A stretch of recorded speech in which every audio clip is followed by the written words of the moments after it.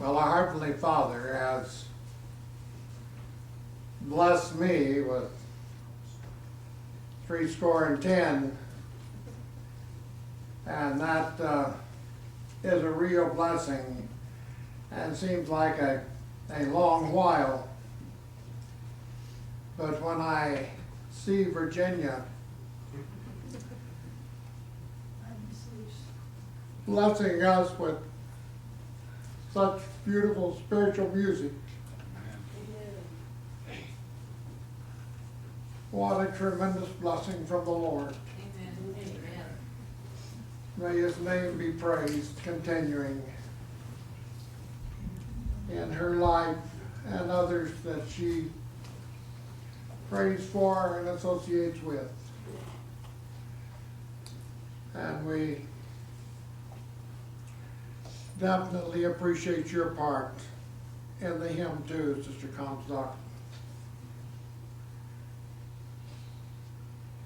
But realize that it's remarkably so with Virginia.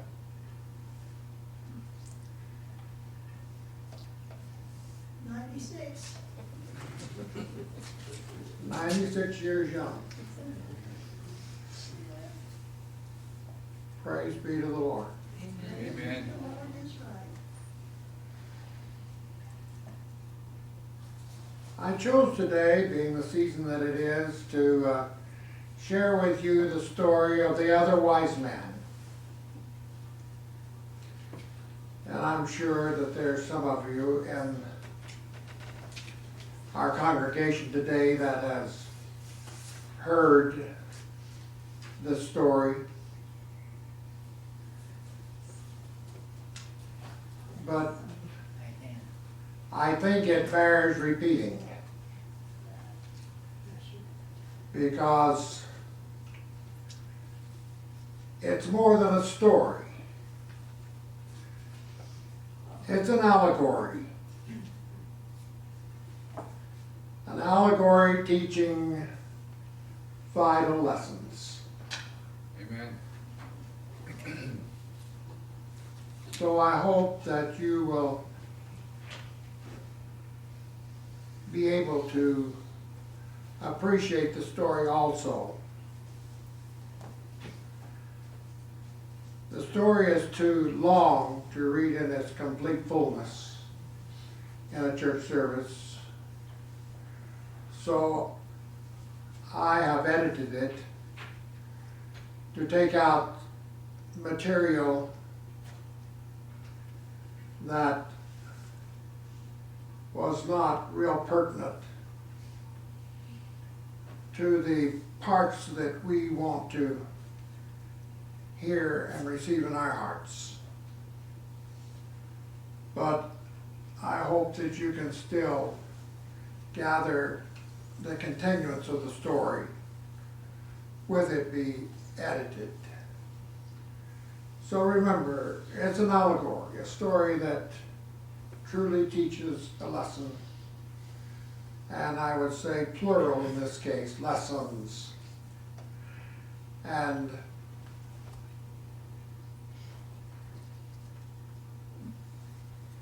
we sang about the three wise men this morning, and we generally think that that's the sum and total that came to visit Christ because they gave three gifts: gold, frankincense, and myrrh. And so we assume from that that there were three of them. But truly we don't know how many were in their group. This is written by Henry Van Dyke, and he is a very good writer.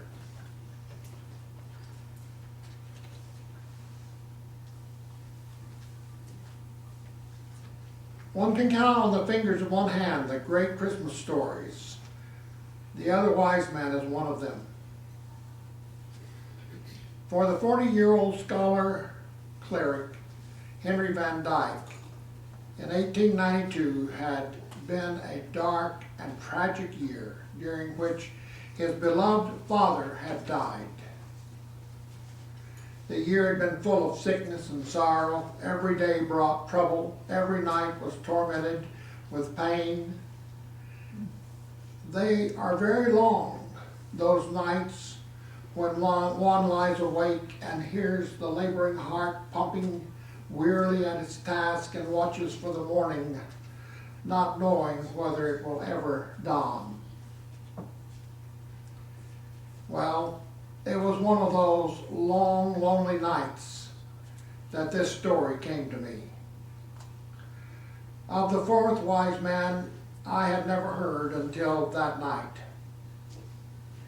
Then I saw him distinctly, moving through the shadows in a little circle of light, and his countenance was so clear as the memory of my father's face, as I saw it for the last time a few months before.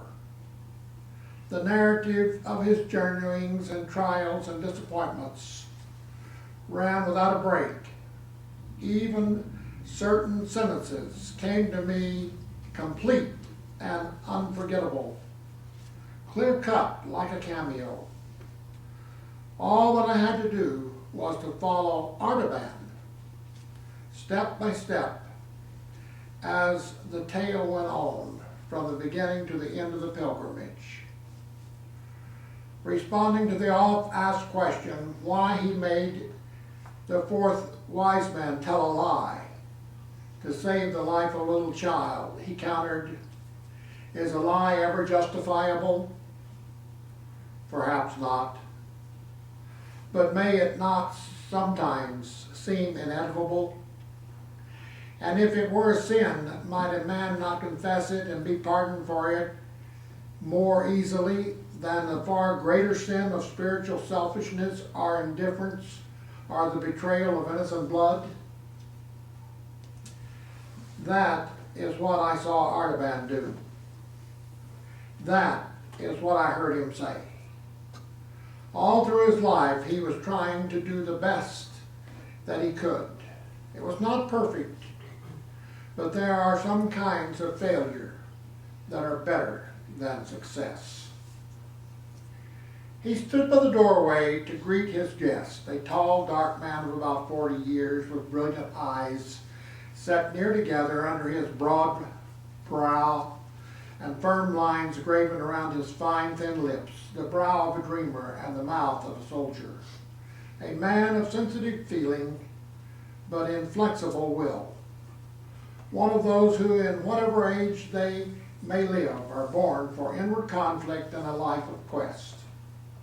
His robe was of pure white wool, thrown over a tunic of silk, and a white pointed cap with long lapels at the sides resting on his flowing black hair. It was the dress of the ancient priesthood of the Magi, called the fire worshippers.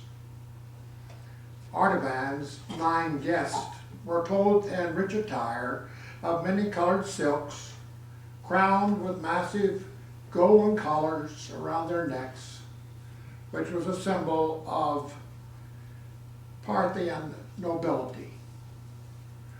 On their chests were the winged circles of gold that identified them as followers of Zoroaster. His voice taut with excitement, he shared with them the research he and his fellow magicians Caspar, Melchior, and Belteshazzar had conducted.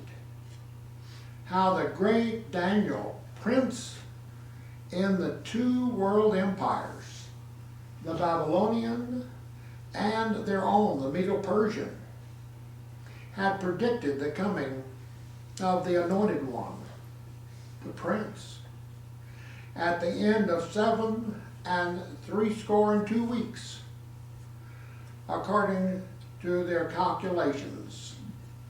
That time had now come. Furthermore, we studied the sky, and in the spring of the year we saw a new star, which shone for one night and then vanished. My 3 brothers are watching at the ancient temple of the 7 spheres at or Scythia in Babylonia, and I am watching here. If the star shines again, they will wait 10 days for me at the temple, and then we will set out together for Jerusalem to see and worship the promised one who shall be born King of Israel. I believe the sign will come. While he was speaking, he thrust his hand into the inmost folds of his girdle, and he drew out 3 gems, one blue as a fragment of night sky, one redder than the ray of sunrise, and one as pure as the peak of a snow mountain at twilight, and laid them on the outspread linen scrolls before him. Far over the eastern plain, a white mist stretched like a lake, but where the distant peak of Zagros serrated the western horizon, the sky was clear. As Artaban watched, behold, an azure spark was born out of the darkness beneath, rounding itself with purple splendors to a crimson sphere and spiring upward through rays of saffron and orange into a point of white radiance. Tiny and infinitely remote, yet perfect in every part, it pulsated in the enormous vault of the 3 jewels in the magician's breast, and mingled and had been transformed into a living heart of light. He bowed his head, he covered his brow with his hand. It is the sign, he said. The king is coming, and I will go to meet him. All night long, Vazda, the swiftest of Artaban's horses, had been waiting saddled and bridled in her stall, pawing the ground impatiently and shaking her bit as if she shared the eagerness of her master's purpose, though she knew not its meaning. In the gray dawn, he is tossed from his bivouac by the gentle stir of a warm, sweet breath over his sleeping face, and looks up into the eyes of his faithful fellow traveler, Vasta. Ready and waiting for the toil of the day, surely unless he is a pagan and an unbeliever, by whatever name he calls upon his God, he will thank him for this voiceless sympathy, this dumb affection, and his morning prayer will embrace a double blessing. God bless us both, and keep our feet from falling and our souls from death. Artaban must indeed ride wisely and well if he will keep the appointed hour with the other magi, for the route was 150 parasangs, and 15 was the utmost that he could travel in a day. But he knew Vasta's strength and pushed forward without anxiety, making the fixed distance every day, though he must travel late into the night and in the morning long before sunrise. And so I will interject and tell a little part of the story quickly. His home place from Persia was in the upper reaches of the Euphrates Nile Valley. And so in his following the star, he followed it down the Tigris Euphrates Valley, and we find that he bypasses the old town of Babylon, which at that time the walls have been broken down but is still inhabited. And he goes on by wishing that he could go in and find lodging and find rest, but knowing that he must meet the other three wise men that are going, and he must hurry on if he's going to meet them at the appointed time. Vasda was almost spent, and he would have gladly turned into the city to find rest and refreshment for himself and for her. But he knew that it was 3 more hours' journey to the Temple of the Seven Spheres, and his comrade and he must reach the place by midnight if he would find his comrades waiting. So he did not halt, but rode steadily across the stubble fields. A grove of date palms made an island gloom in the pale yellow sea. As he passed into the shadow, Vasda slackened her pace and began to pick her way more carefully. Near the farther end of the darkness, an access of caution seemed to fall upon her. She scented some danger or difficulty. It was not in her heart to fly from it, only to be prepared for it, and to meet it wisely, as a good horse should do. The grove was close and silent as a tomb. Not a leaf net rustled, not a bird sang. She felt her way before her delicately, carrying her head low and sighing now and then with apprehension. At last she gave a quick breath of anxiety and dismay and stood stock still, quivering in every muscle before a dark object in the shadow of the last palm tree. Artaban dismounted.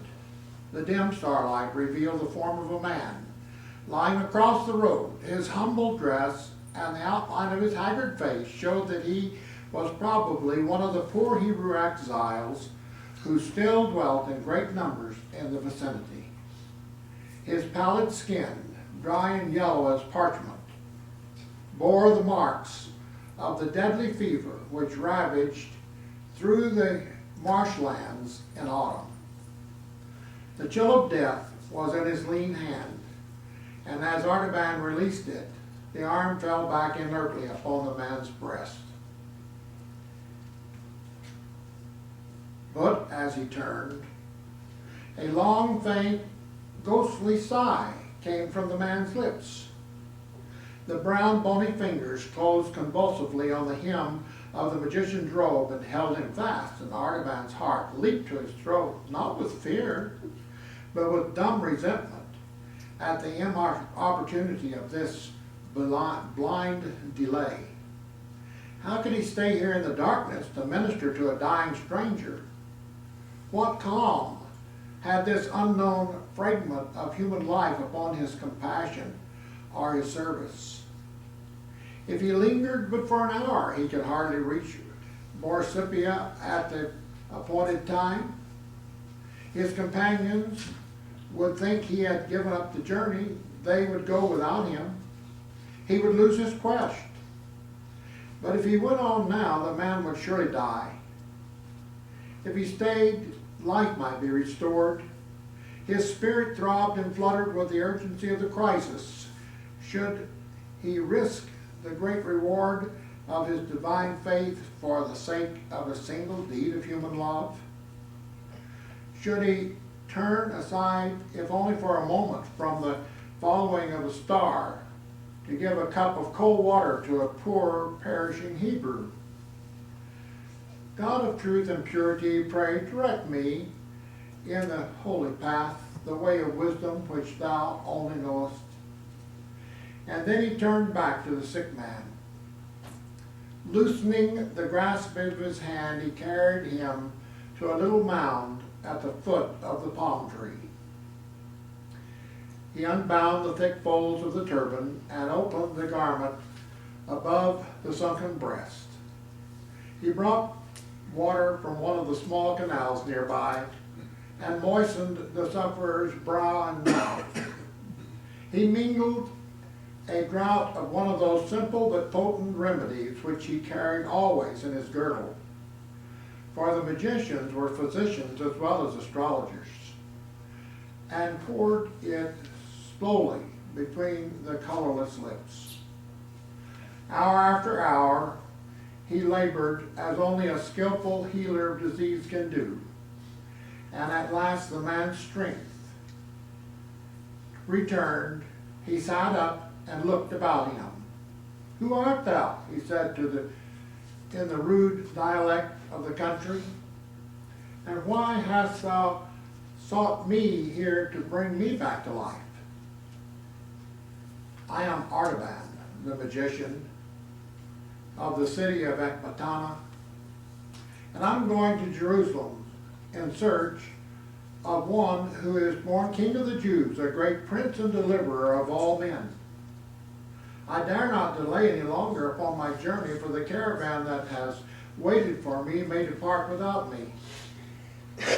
But see, here is all I have left of bread and wine, and here is a portion of healing herbs. When thy strength is restored, thou canst find the dwellings of the Hebrews among the houses of Babylon." The Jew raised his trembling hand solemnly to heaven.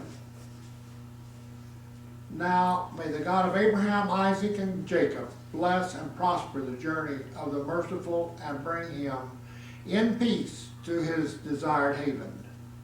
But stay, I have nothing to give thee in return, only this, that I can tell thee where the Messiah must be sought, for our prophets have said that he should not be born in Jerusalem, but in Bethlehem of Judea.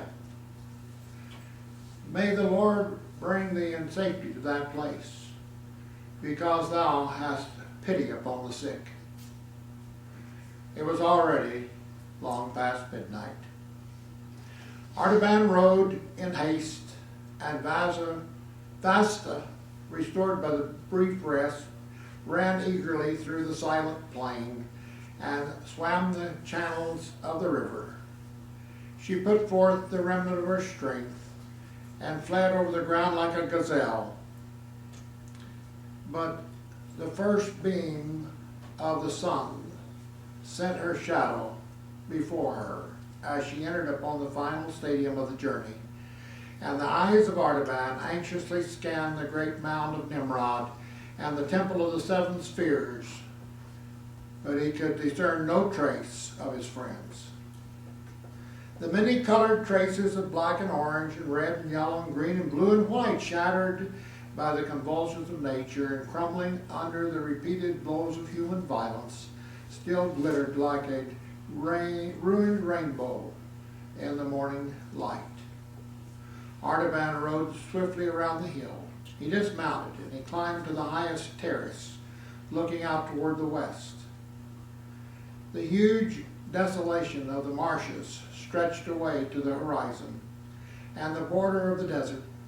Bittern stood by the stagnant pools, and jackals sulked through the low bushes, but there was no sign of the caravan of the wise men, far or near.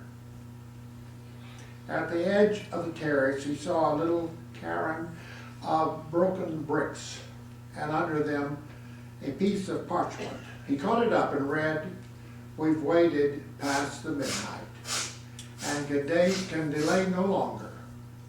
We go to find the king. Follow us across the desert." Artaban sat down upon the ground and covered his head in despair. "How can I cross the desert," he said, "with no food and with a spent horse? I must return to Babylon and sell my sapphire and buy a train of camels and provision for the journey.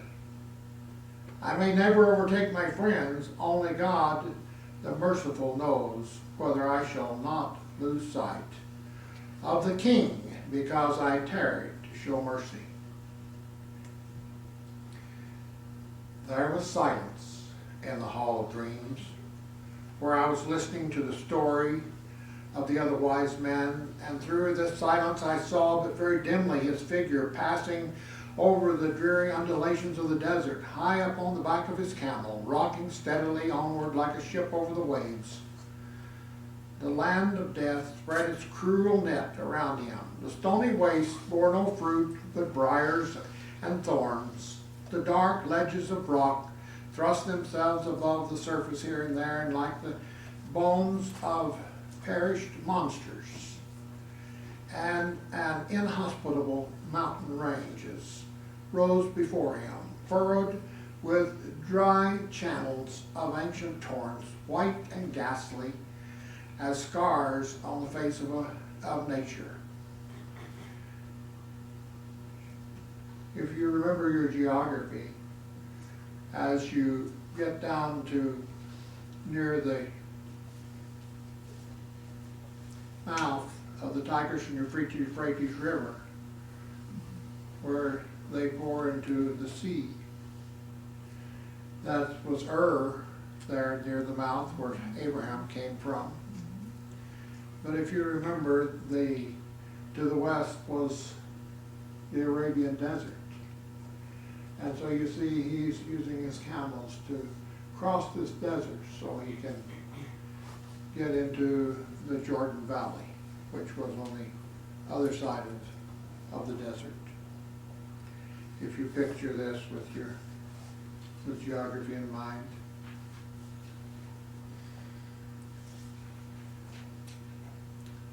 By day the fierce heat pressed his intolerable burden on the quivering air, and no living creature moving on the dumb, swimming earth, but tiny jerboas scuttling through the parched bushes, our lizards vanishing in the clefts of the rock, and by night the jackals prowled and barked in the distance, and the lion made the black ravines echo with his hollowing roar, while a bitter, blighting chill followed the fever of the day. Through heat and cold, the magician moved steadily onward. And then I saw gardens and an orchard of Damascus, watered by the streams of Abana and Pharpar, with their sloping towards inland, with bloom, and their thickets of myrrh and roses. And I saw also the long shadow of Mount Hermon, and the dark groves of cedars, and the valley of the Jordan, and the blue waters of the Lake of Galilee. And so we follow him as he moves on down through the Jordan Valley and on beyond Jerusalem, headed for, as the Jew had told him, Bethlehem. For this was the place the prophets had said that this new king was to be born.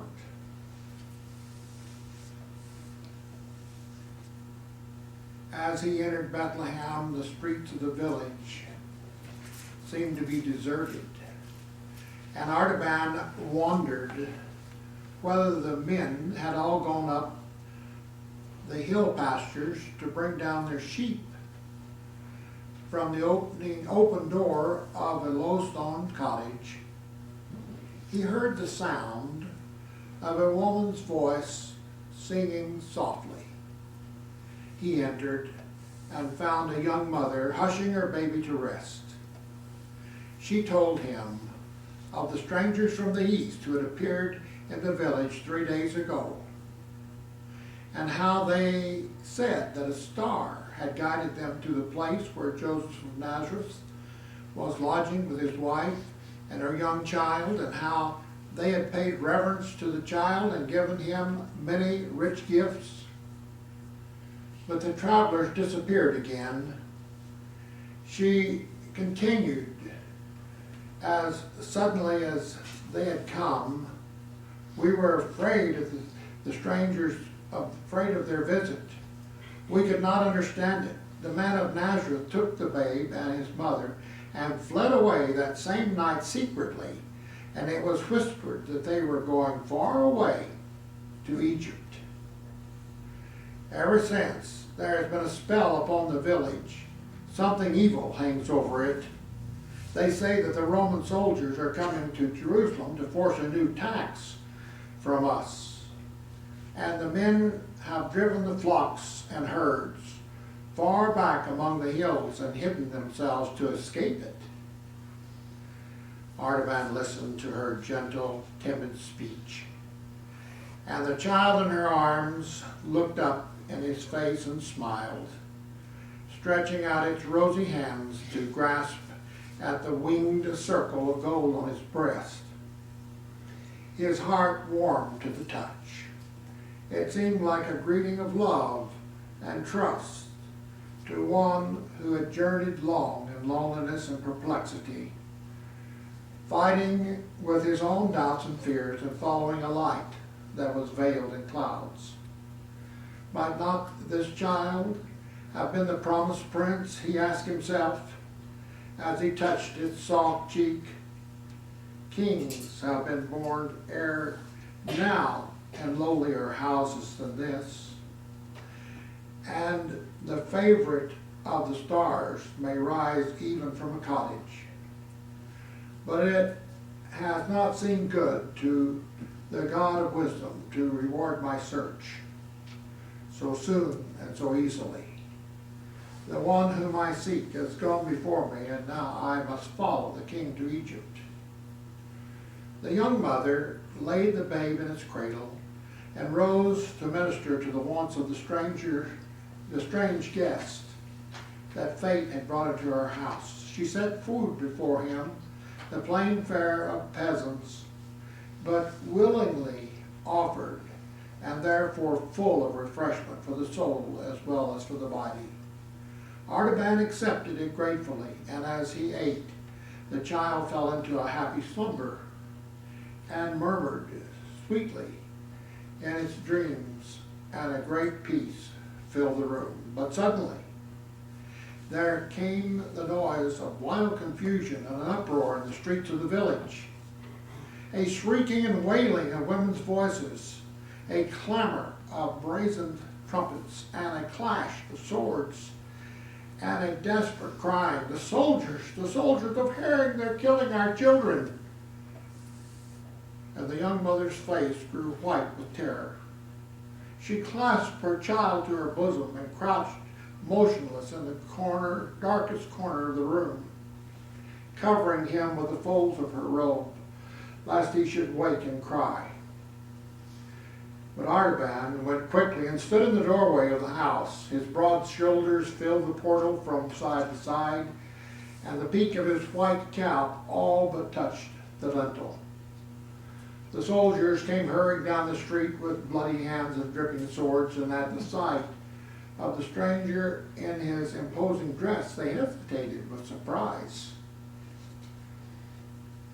The captain of the band approached the threshold to thrust him aside, but Artaban did not stir.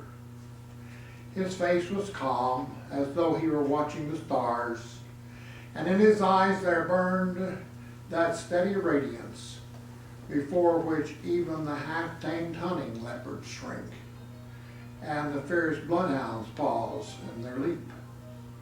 He held the soldier silently for an instant, and then said in a low voice, I am all alone in this place, and I'm waiting to give this jewel to the prudent captain who will leave me in peace. He showed the ruby, glistening in the hollow of his hand like a great drop of blood. The captain was amazed at the splendor of the gem. The pupils of his eyes expanded with desire, and the hard lines of greed wrinkled around his lips. He stretched out his hand and took the ruby. March on, he cried to his men. There's no child here. The house is still. The clamor and the clang of arms passed down the street as the headlong fury of the chase sweeps by the secret covert where the trembling deer is hidden. Artaban re-entered the cottage. He bowed his head, and prayed, God of truth, forgive my sin. I've said the thing that is not to save the life of a child. And 2 of my gifts are gone. I have spent for man that which was meant for God. Shall I ever be worthy to see the face of the King? But the voice of the woman, weeping for joy in the shadow behind him, said very gently, because thou hast saved the life of my little one, may the Lord bless thee and keep thee. The Lord make his face shine upon thee and be gracious unto thee. The Lord lift up his countenance upon thee and give thee peace.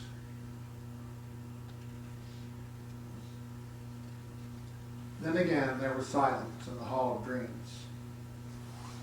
Deeper and more mysterious than the first interval, and I understood that the years of Artaban were flowing very swiftly under the stillness of that clinging fog, and I caught only a glimpse here and there of the river of his life shining through the shadows that concealed its course.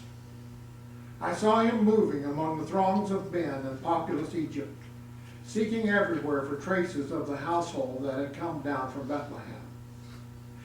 And finding them under the spreading sycamore trees of Heliopolis and beneath the walls of the Roman fortress of New Babylon beside the Nile, traces so faint and dim that they vanished before him continually, as footprints on the river sand glisten for a moment with moisture and then disappear.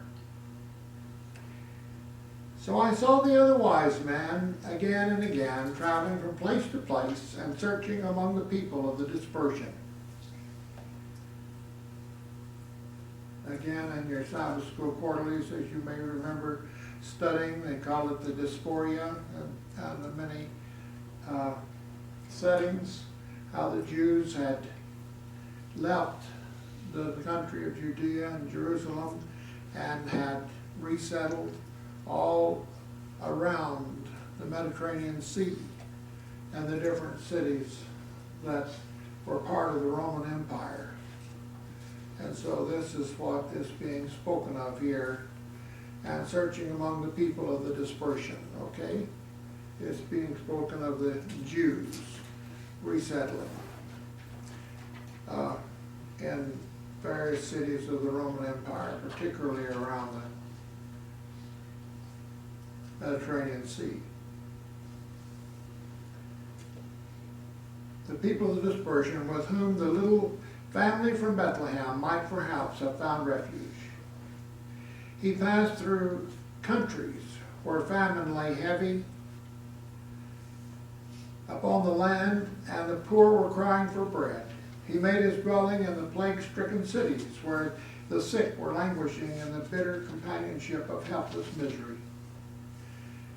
He visited the oppressed and the afflicted in the gloom of subterranean prisons, and the crowded wretchedness of slave markets, and the weary toil of galley ships.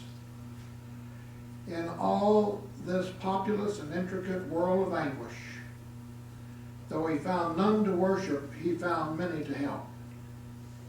He found the hungry and clothed the naked. He fed the hungry and he clothed the naked. And he healed the sick and he comforted the captive. And his years went by more swiftly than the weaver's shuttle that flashes back and forth through the loom while the web grows and the invisible pattern is completed. It seemed that he had almost forgotten his quest. But once I saw him for a moment as he stood alone at the sunrise, waiting at the gate of a Roman prison. He had taken from a secret resting place in his bosom the pearl, the last of his jewels. And as he looked at it, a mellower luster, soft and iridescent light, full of shifting gleams of azure and rose, trembled upon its surface. It seemed to have absorbed some reflection of the colors of the lost sapphire and the ruby. So the profound secret purpose of a noble life draws into itself the memories of past joy and past sorrow. 1 and 30 years of the life of Artaban had passed away, and he was still a pilgrim and a seeker after light. His hair, once darker than the cliffs of Zagros, was now as the wintry snow that covered them. His eyes that once flashed like flames of fire were dull as embers smoldering among the ashes. Worn and weary and ready to die, but still looking for the king, he had come for the last time to Jerusalem. He had often visited the holy city before, and had searched through all its lanes and crowded hovels and black prisons without finding any trace of the family of Nazarenes who had fled from Bethlehem long ago. But now it seemed as if he must make one more effort, and something whispered in his heart that at last he might succeed. It was the season of the Passover. The city was thronged with strangers. The children of Israel, scattered in far lands all over the world, had returned to the temple for the great feast, and there had been a confusion of tongues in the narrow streets for many days. But on this day there was a singular agitation visible in the multitude. The sky was veiled with a portentous gloom, and currents of excitement seemed to flash through the crowds like the thrill which shakes the forest on the eve of a storm. A secret tide was sweeping them all one way. The clatter of sandals and the soft, thick sound of thousands of bare feet shuffling over the stones flowed unceasingly along the street that leads to the Damascus gate. Artaban joined company with a group of people from his own country, Parthian Jews, who had come up to keep the Passover. And he inquired of them the cause of the tumult and where they were going. "We are going," they answered, "to the place called Golgotha, outside the city walls, where there is to be an execution. Have you not heard what has happened? 2 famous robbers are to be crucified, and with them another called Jesus of Nazareth, a man who has done many wonderful works among the people, so that they love him greatly. But the priests and the elders have said that he must die because he gave himself out to be the Son of God. And Pilate has sent him to the cross because he said that he is King of the Jews." How strangely these familiar words fell upon the tired heart of Artaban.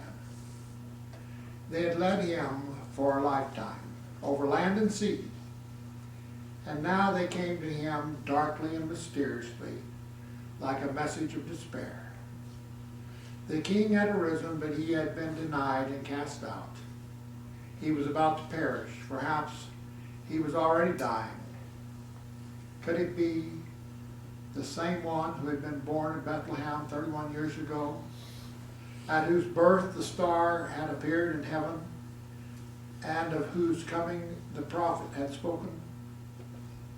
Artaban's heart beat unsteadily with that troubled, doubtful apprehension which is the excitement of old age, but he said within himself, "The ways of God are stranger than the thoughts of men, and it may be that I shall find the king at last in the hands of his enemies, and shall come in time to offer my pearl for his ransom before he dies." So the old man followed the multitude with slow and painful steps toward the Damascus gate. Just beyond the entrance of the guardhouse, a troop of Macedonian soldiers came down the street, dragging a young girl with a torn dress and disheveled hair.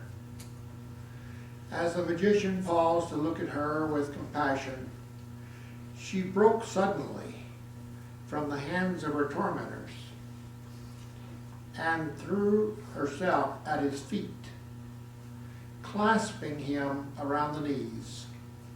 She had seen his white cap and the winged circle on his breast. "Have pity on me," she cried, "and save me for the sake of the God of purity.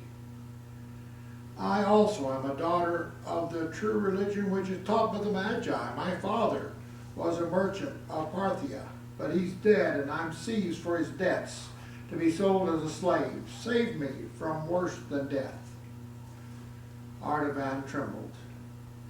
It was the old conflict in his soul which had come to him in the palm grove of Babylon and in the cottage at Bethlehem.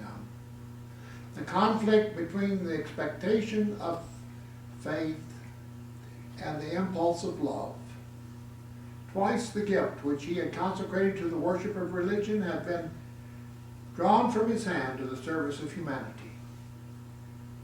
This was a third trial, the ultimate probation, the final and irrevocable choice. Was it his great opportunity or his last temptation? He could not tell. One thing only was clear in the darkness of his mind. It was inevitable. And does not the inevitable come from God? He took the pearl from his bosom. Never had it seemed so luminous, so radiant, so full of tender, living luster. He laid it in the hand of the slave. "This is thy ransom, daughter. It is the last of my treasures which I kept for the king." And while he spoke, the darkness of the sky thickened, and shuddered tremors ran through the earth, heaving convulsively like the breast of one who struggles with mighty grief. The walls of the house rocked to and fro, and stones were loosened and crashed into the street. Dust clouds filled the air. The soldiers fled in terror, reeling like drunken men. But Artaban and the girl whom he had ransomed crouched helpless beneath the wall of the Praetorium. What had he to fear? What had he to live for? He had given away the last remnant of his tribute for the king.